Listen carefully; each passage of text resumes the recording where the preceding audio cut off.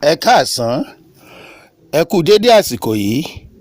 Ìròyìn ní ṣókí ló ń dé sí etí ìgbọ́ yín láti ìkànnì Jùgbà Master Channel.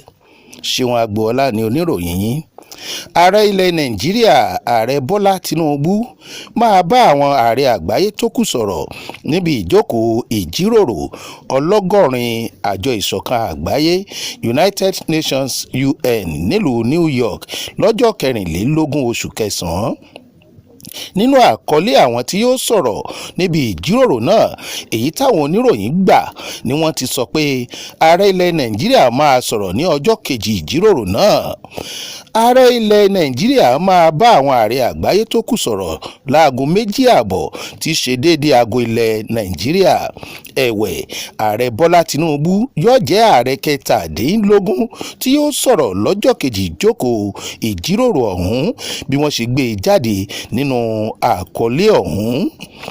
Ẹgbẹ́ àwọn dókítà ilẹ̀ Nàìjíríà, Nigeria Association of Resident Doctors NARD, ti kéde gbèǹdéke ọjọ́ fún ìjọba àpapọ̀ ilẹ̀ Nàìjíríà kí wọ́n fi dá wọn lóhùn ìbéèrè wọn lẹ́yìn gbèǹdéke ọlọ́jọ́ 10 tó parí.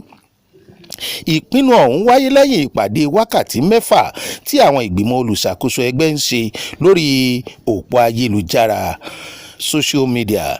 Ààrẹ ẹgbẹ́ NARD Dr. Tọ́pẹ́ Ọ̀ṣúndàrà sọ pé ìjọba ṣèlérí pé wọ́n máa rí sọ̀rọ̀ wọn, ṣùgbọ́n ẹgbẹ́ ọ̀hún kí wọ́n tètè rí sí ọ̀rọ̀ wọn lẹ́sẹ̀kẹsẹ̀ ni o. Wọ́n tó béèrè kíjọba tètè san àjẹ́lẹ̀ àjẹmọ́nú wọn tọdún 2024 àti ètò lórí kí wọ́n tètè máa dá wọn lóhùn nípa ohun tí wọ́n bá ń fẹ́ tí wọ́n sì jọ ṣe àdéhùn lé lórí pẹ̀lú ètò ìkẹ́kọ̀ọ́ àwọn oní ìlera ti ìwọ̀ oòrùn ilẹ̀ adúláwọ̀ kí wọ́n dá padà, ìyẹn West African Postgraduate Membership Certificate, àti àjọ tó ń rí sọ́rọ̀ àwọn dókítà onímọ̀ eyín Dental Council of Nigeria. Èyí ni ìròyìn tó ń dé sétí gbọ́ yín, ibi ni a ó rí dé lónìí. Ẹ ṣé.